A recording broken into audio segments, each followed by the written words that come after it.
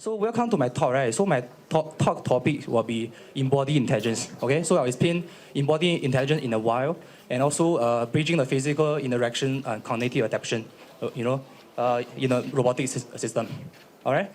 Okay, so I think most of you already know what's NUS-ISS about, right? So so our mission is actually developing digital talent, okay, through education, applied research, and consulting, and career services. So we already trained over 200,000 professionals and working with over 9,000 corporations. All right. So a brief introduction myself. My name is Xavier. I'm currently senior lecturer in NUS, and so I teach in NTU.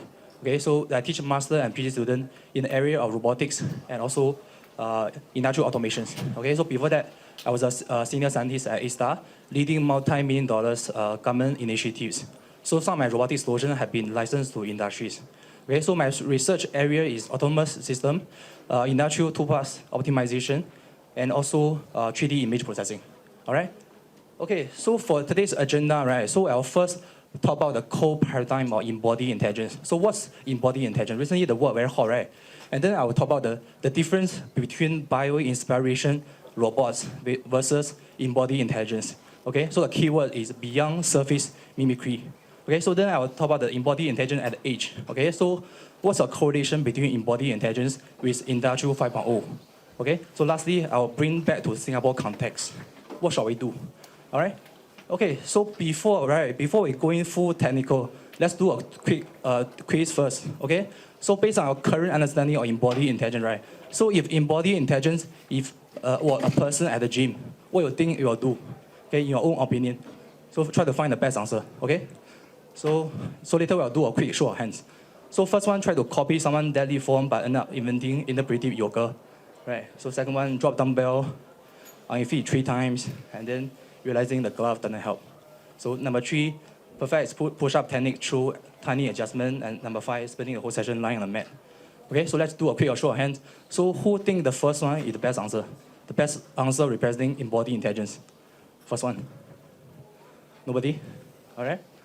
So the first one actually is more like creativity, right? A lot of creativity, but not much motor learning. So embodied intelligence is focused on motor learnings, learning from the dynamics environments. So how about the second one? The drop dumbbell on his own feet 3 times before realizing the glove doesn't help. So who think the second one? Also nobody. So this one is more like trial and errors, right? But more on error side, right? Drop 3 times, then only until 3 times you realize doesn't help with the glove doesn't help with the balance. So who think the third one? Okay, so I think most of you already know what embodied intelligence is, right? So this is the perfect answer for embodied intelligence. So the AI plus the physics body, right, interacting with the environment, okay, and then perfect through each reps. So adjustment at each reps to make it perfect. So this one is a perfect example of embodied intelligence. So how about the last one? Laying on the mat and dreaming about the texture of the floor. This one is more like embodied curiosity, right? Not much intelligence. Okay? Okay, so I think, so my point here is, right, so the AI now is not only inside the computers, the monitor, the keyboards. Okay, so AI has already stepped into the real world. For example, the first one, this one is a video I take at San Francisco. So this one is a way more autonomous or driverless vehicle cruising through the Chinatown at San Francisco. Okay? Sorry, let me play the video. Okay?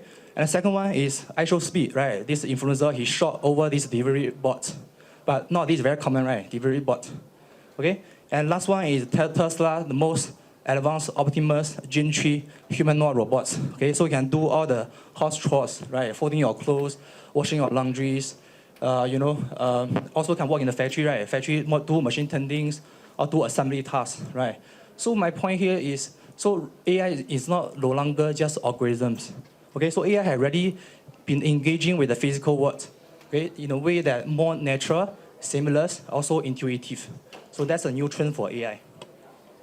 Okay, so now before we go into the paradigms of embodied intelligence, right? So let's talk about what's the different capability of AI.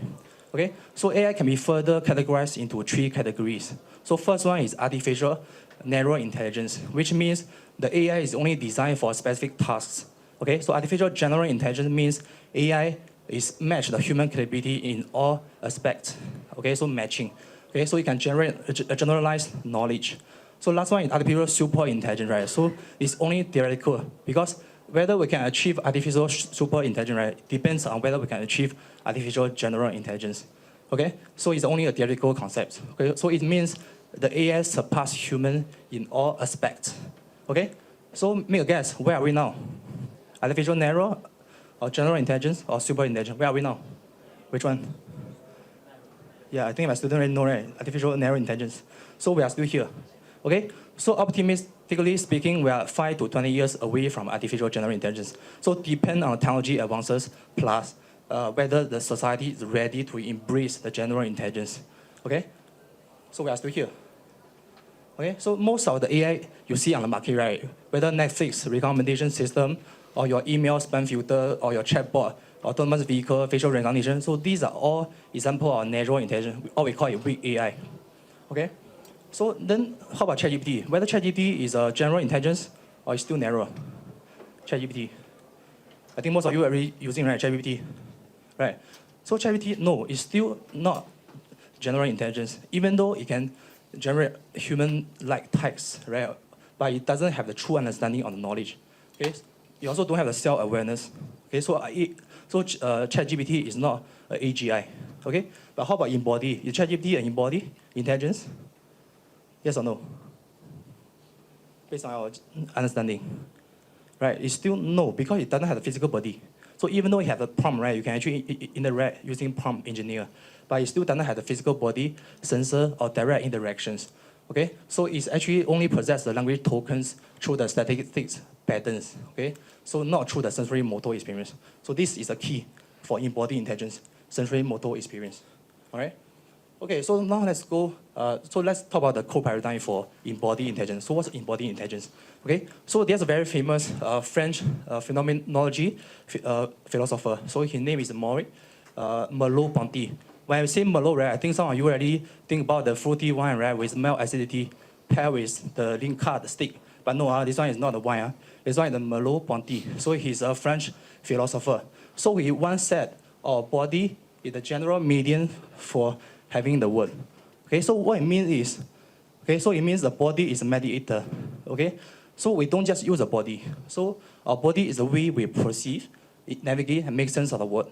And also, the perception navigation is not purely mental. It's not just the brain thing and body will act.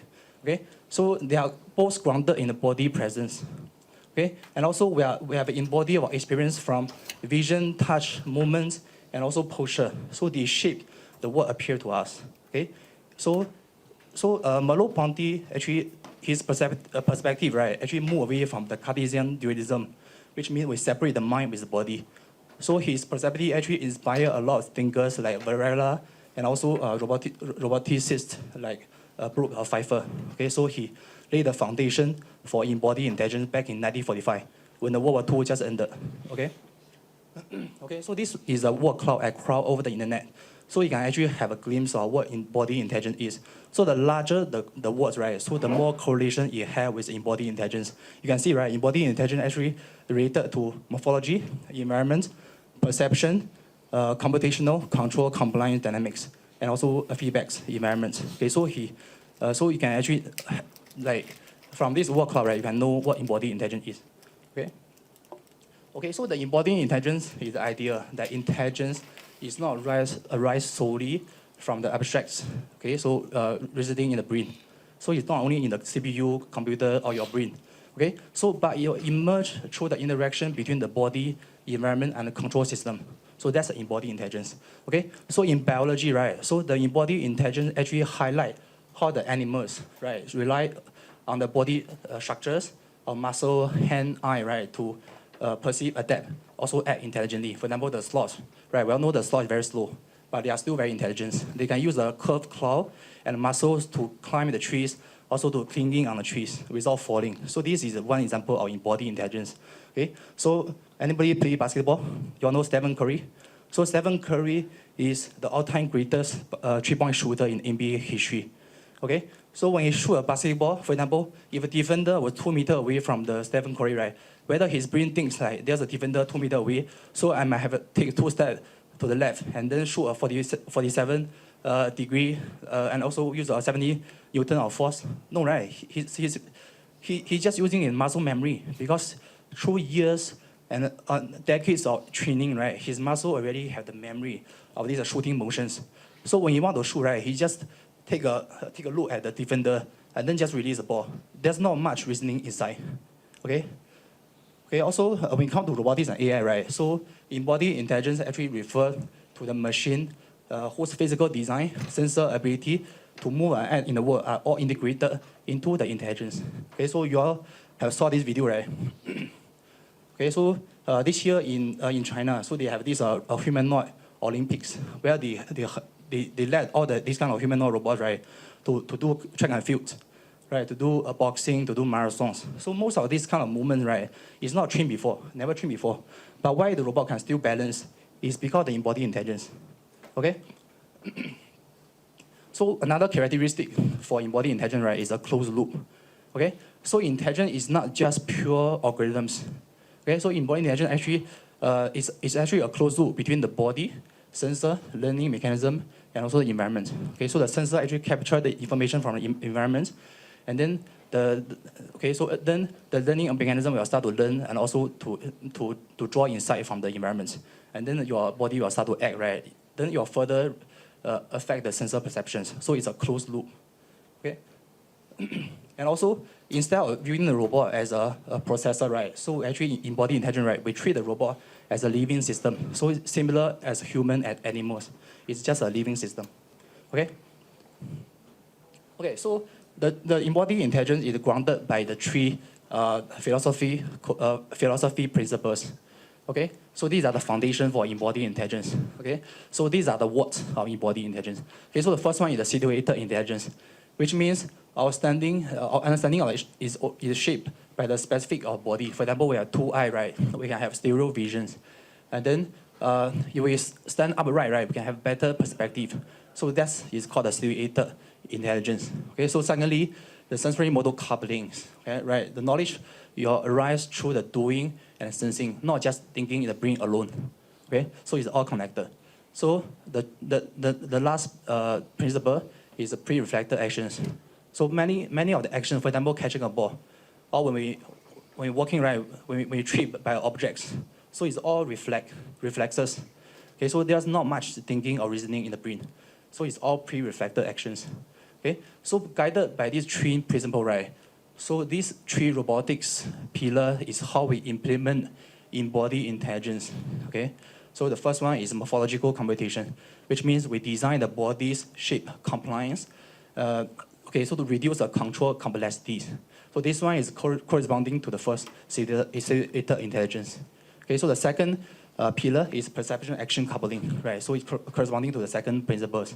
So which means our policy must make sure we take input from the vision, touch, also perceptions. So taking control of all the sensors and actuator informations. Okay, so it's actually a joining force of perception and actions.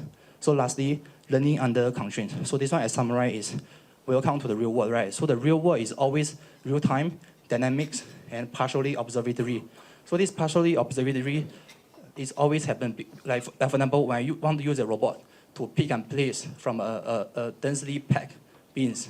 Okay, so all the products are densely packed to each other. When I want to use a robot to pick and place all the object, right? So most of objects, based on vision, there's a lot of occlusion, right? So that's why in real world, there's a lot of partially observatory. So we must make sure our learning policies to take into consideration of the safety bounds and also the sparse rewards. Okay, so let's go one by one in details. Okay, so the first principle, the first pillar is morphological computation. So this actually means the robotic shape compliance materials will offload the computational demands. Okay, so for example, so this is actually a passive dynamic worker. So this is a robotic skeleton developed by Cornell Robotic Labs. Okay, so you can see the robot can just walk the slope, okay, using only the gravity and also the leg mechanism. Okay, so there's no active motors or controllers. Okay, so this is one example of morphological computations. Okay, so this is actually inspired by the muscle. But the muscle can actually store or offload the energies. Okay, So the implications of morphological computation is first, you reduce a lot of control complexities, right? Just like I mentioned, okay? So because a compliant or well-defined shape, body shape, right, will naturally stabilize the motion. You don't need much macro corrections at all times, okay? So secondly, it's also very energy efficient. For example, this one. It don't cost much energy, right? It just uses gravity. So it's very sustainable, okay? So thirdly, the engineer must learn how to trade off between the morphology and also the control. You cannot over-reliant on the morphology because if you over-reliant, right, the body is only optimized for what it's designed for. So we will restrict for the body, for the robot to adapt to other tasks. Okay, so that's the first principle. Okay, so how about the second principle? So the second principle is perception, action, coupling. Okay, so this principle actually means the perception and action are tightly intertwined. Just I mentioned, right, they are connected to each other, and also the action will influence what the sensor detect next. Okay, so you can see, right, this is a robotic whisker. You all know that rodent or cats or even rats, right, they have this whisker. So the whisker, they can sweep the whisker to detect the object surrounding these kind of rodents. Okay, so this robotic whisker is actually inspired by this rodent whisker. Okay, so they can actually sense the textures and the shape of objects. Then you can use for navigations. Okay, so the implications of perception action coupling, right? First is a closed loop intelligence, right? So system must integrate all these kind of perceptions, visions, touch continuously. So it's a closed loop. And also the movement must not only learn, not only to act based on the sensing, but also to sense through acting. So acting will also affect the sensing. So lastly, when we design the policy, right, we need to make sure our policy will encourage the act to improve the perception. For example, when the object is partially occluded, right? So our act should be move the robotic body to have a better perceptions. Okay, so lastly, when we design the reinforced learning, right? Okay, so we must accommodate the information gathering actions, not just goal-oriented. Okay. Okay, so the last pillar is learning under constraints. So this one is actually the real world, right? When we're using our robot in the real world, right? So it's always planned under constraints, okay? So the real world learning is bounded by time, by safety, by limited observability. Okay, so for example, when we, in school, we have a constraint, right? When we, in our workplace, we have constraints. When we take transportation, also have constraints. So the real world is full of limitations and constraints. Okay, so when we train our robots, right, we must also take into consideration of the constraints. Okay, so for example here, this one is an example of DeepMind local motion agents. Okay, so this, you can see, right? So this is a virtual environment with all the physics laws. Okay, so even though some of the motion here are very exaggerated, right, very quasi, right, but actually through millions, hundreds of thousands of training, right, so the motion will slowly getting more and more natural.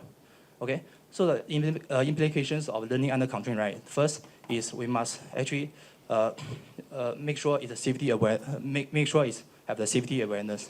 Okay, because our policy must respect the constraints, right? Because our robot will be interacting with the real world, so we must make sure we take into consideration our constraints. So don't fall over, don't damage the environment.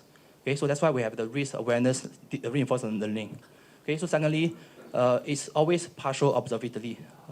Okay, so system must infer the hidden states. Okay, using like recurrent models or memory or filtering.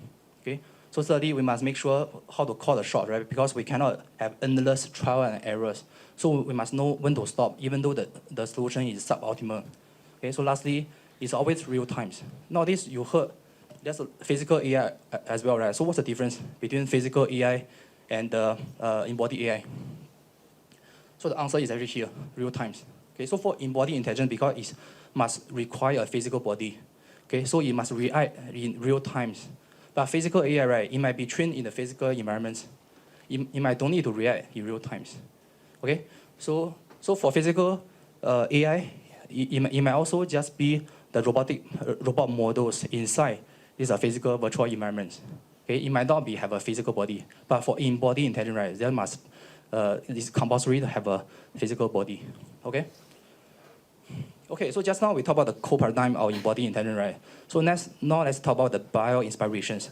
because just now I show you humanoid robots, right? Also showing some of the robotic arm, right? So they are very similar to bio-inspiration robots. So what's the difference between these two? Okay. Okay. So anyone heard of a cosmic calendar?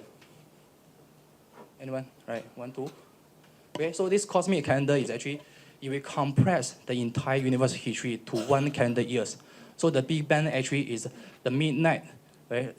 If the Big Bang happened at the midnight, January the 1st, okay, then now it's actually the midnight 1 year later, okay? So the modern human only emerged at the 31st December, 9:25 p.m. Okay, so compared to other animals, right, the dinosaurs or amphibians, right, we have relatively very short history, right? Humans have very short history, okay? So, but we are the most intelligent beings on Earth, right? So that's why we develop AI, we develop nuclear power, right? Can disrupt the whole planet Earth, okay? So if we compress furthermore, right, compares to the entire universe of history to 1 day, the human only emerged 1.5 seconds before midnight. Okay, so we have very short histories. So that's why there's a lot of life forms before humans. For example, the multicellular organisms, or even vertebrates, or even mammals. We have a lot to learn from other life forms. Okay, so that's where the bio-inspired robot, the idea coming from. So we learn from other life forms. Okay, so bio-inspired robots. So they are robot systems mimicking the organism behavior found in nature. So the goal is to enhance the functionality in the complex environment. Okay, but not all bio-inspired robots have embodied intelligence. For example, the ant colony optimization is just an optimization algorithms, so they don't have a physical body. So it's not embodied intelligence. Also, not all embodied intelligence is bio-inspired. For example, the autonomous vehicle is not bio-inspired, right? So you will have the embodied intelligence in the bio-inspiration robot, right? So we must choose the body control and also let the morphology to solve the task. So lesser brain is needed. Then it can be called a bio-inspiration robots with embodied intelligence, right? Okay, so these are some examples of other type of bio-inspired robots. Okay, for example, the most common one, right, robotics, right? The multi-leg locomotion can through rough terrains. For example, the Boston Dynamics sport. Or we have, flying robot inspired by birds or bats, right? So they can flapping the wings and also gliding for efficiencies of flight. Okay, so others inspired by the facials, right? So they have a streamlined bodies and also the fin can, do propulsions. Okay, so others such as the soft robot inspired by octopus, right? So they have flexible, deformable structures which can pick up the object with various sizes and shapes. Or we can even study the behaviors, animal behavior, for example, the swarm behaviors of animals. Okay, and then even have micro or nano robots which can go inside of blood vessels. Okay, so if the table is not visual enough, right, I have a video for you. Okay, so I actually demonstrate 4 types of bio-inspired robots. Okay. Okay, so the first one is actually inspired by gecko, right? So gecko, they have this cohesions, and also compliance the food, right? They can actually walk on the walls or even on the ceilings. So the first one is inspired by geckos. The second one is inspired by the sea snake. So they can actually swim under the sea and also do inspections of the key infrastructure under the sea. Okay. We also have nano robots, right? So nano robot can go into the blood vessel and remove the blood clot, or even delivery medicine at precisions, right, to different organs. Okay. So this one humanoid, right, doing parkour, even some motion back flip, front flip, right, I also cannot do, right? So they can also solve robotics. These are octopus tentacles, right? So they can, carry objects with various sizes and shapes, also even weight. Okay, so because these tentacles, they can actually accommodate because it's soft. Okay, so last one is the robot dogs, right? So they can open doors. They also can have a collaborative behaviors with other robot dogs. So these are a few examples of bio-inspiration robots.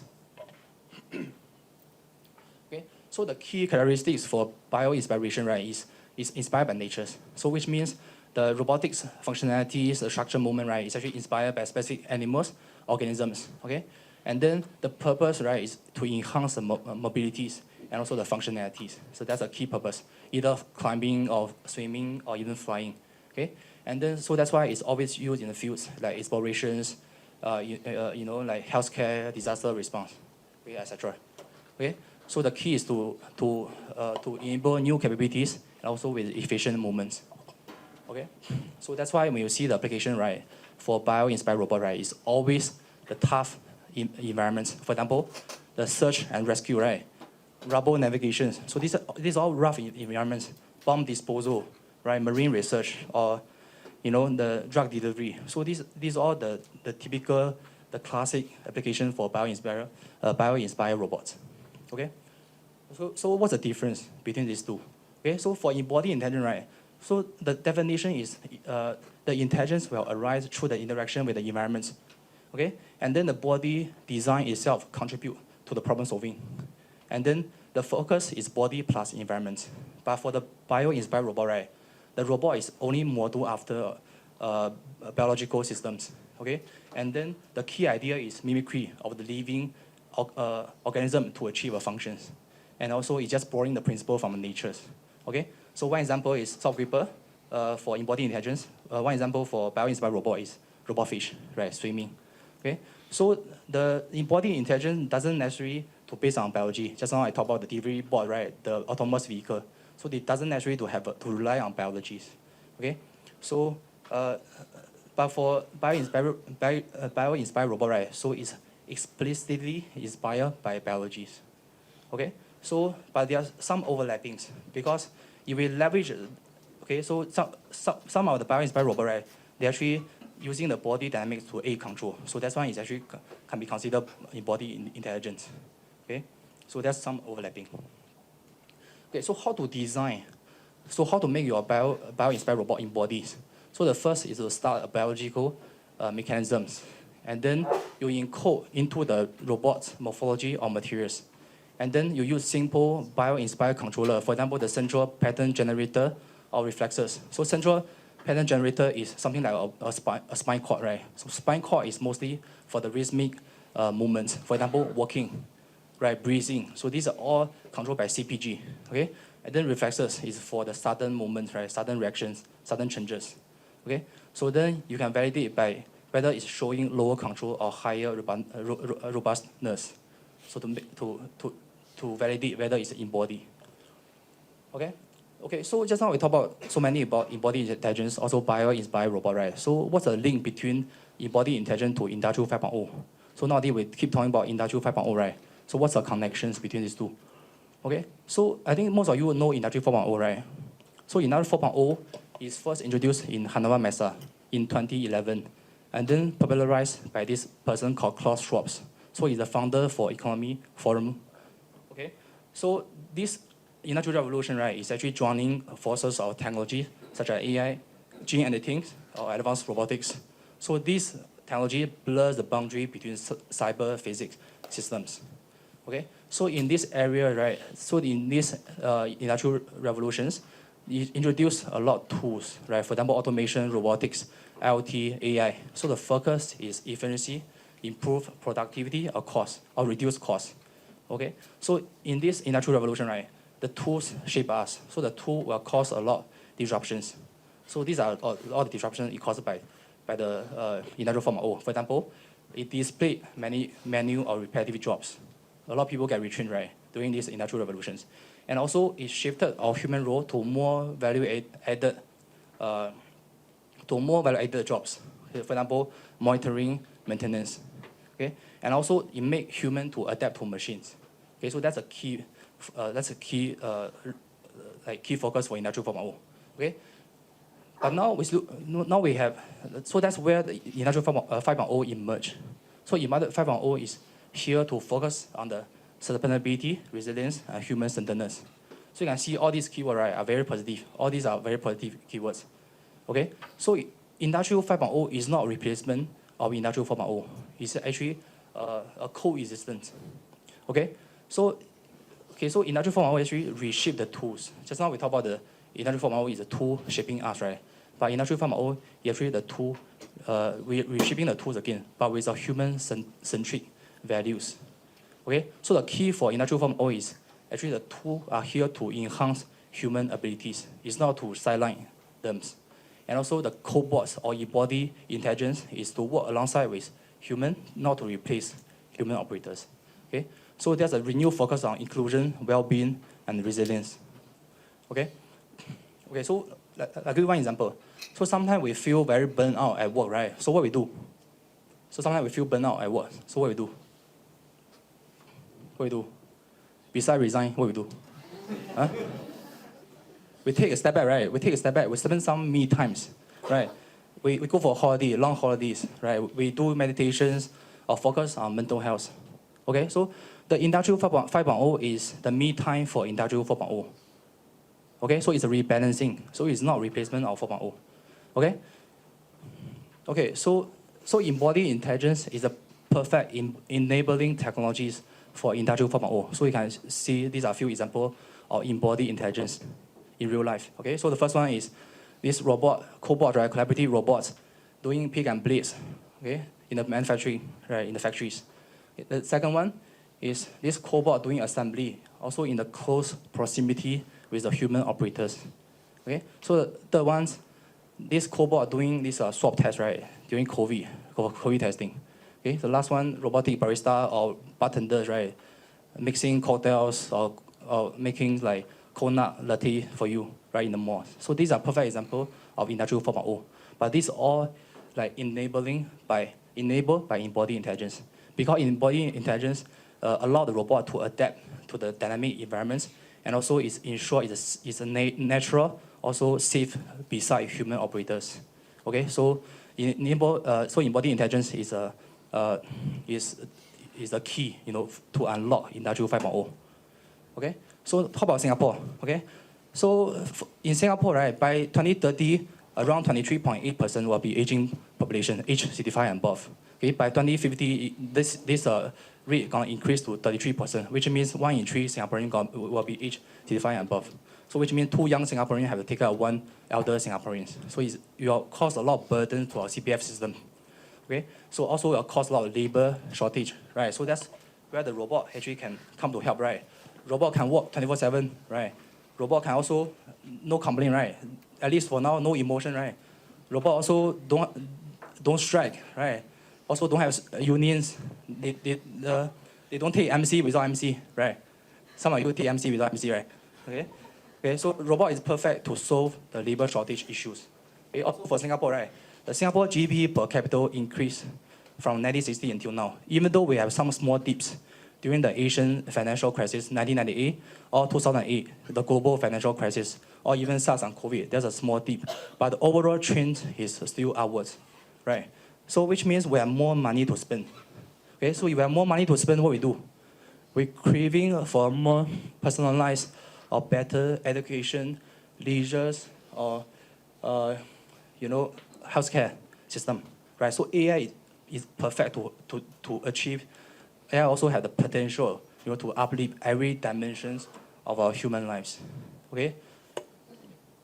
Okay. So besides all this, right, AI also have proven records, right? Based on one McKinsey study back in 2022. Okay. So around 40% to 50% of the company have report a cost decrease after adoption of AI. And also around 60% of the company, they actually report a revenue increase. So after they use AI. Okay? So they have a proven records, right? So it actually can benefit the manufacturer, benefit our societies. Okay? Also, AI is getting smarter and smarter, right? So you all saw this kind of benchmark, right? The ChatGPT against all the prevailing tests like GRE, SAT, the lawyers bar examination, right? So they can achieve around 90 percentile. So it's very scary. So they are better than 90% of the students taking part into these kind of examinations. Okay. Also, have you all heard this humanities last exams? Never, right? So this is the most difficult questions organized by all the field experts, right? From professors, doctors, engineers. Okay. So that's why it's called the last exam. So if the AI can achieve 100% for this exam, right? So which means the AI has the same capability as human. That's why it's called the last exam, right? So now the Grok 4 developed by XAI, so they can achieve a 23.9% for this exam. Then the second is Gemini, right? Gemini 2.5 can achieve a 21.1%. So even though the rate is not very high, right, but it already means something. Okay, it already means they actually. So for us human, we cannot even achieve this kind of score. Okay, so AI is getting smarter and smarter. Okay, so which means AI and robots are inevitable, right? Just like Thanos, right? He can snap his finger and wipe out half the populations, right? So it's inevitable. Okay? So if AI and if inevitable, so how about Singapore? So Singapore is one of the few countries start to, doing the AI regulations, right? So back in 2017, we have AI Singapore, 2019 National AI Strategy 1.0, and 2023 National AI Strategy 2.0. So Singapore is the first few countries studied after US, China, and Korea, okay, to launch the national AI strategies. So which means the law and regulation and frameworks are there in Singapore, okay?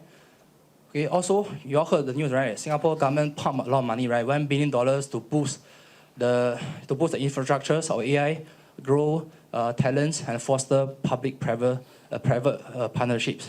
And also, the AI initiative, right, will be included in the RE 2030. Okay. Also, another $150 million boost to encourage the enterprise to partner with cloud providers for computing powers. Okay. So the overall Singapore, also recently, right, Lawrence Wong, the PM of Singapore, so he actually also mentioned about robotics and AI in his National Day speech, right? Also, he mentioned about continuous learning. Okay, so the overall Singapore government stance in AI adoption is very positive compared to other countries. Okay, so how about ecosystem? So for the robotic ecosystem, right, Singapore has a complete robotic ecosystem. Okay, so from public sector, we have national smart nations, national research foundations.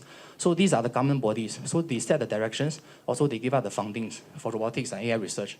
And also in the academia, right, we have NUS, NTU. So these are the universities. So they conduct the fundamental research. Also collaboration with private sector, right, to make the breakthroughs for robotics.